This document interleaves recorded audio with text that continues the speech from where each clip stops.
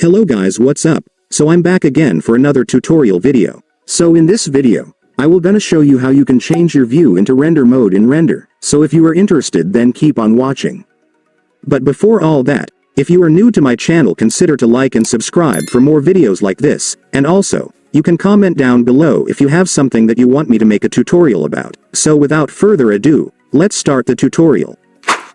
So to change your view into render mode in Render, it's actually pretty easy. Just follow what I'm gonna do.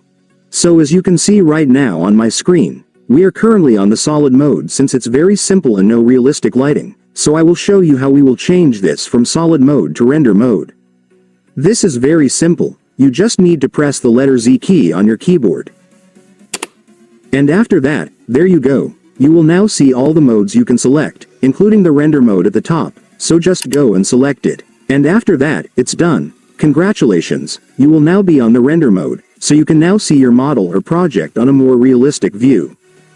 And so that's just how you do it, guys. Now that you've watched this video, you can now do it yourself. So that concludes our tutorial video for today. I hope it helped you. Thanks for watching. Goodbye.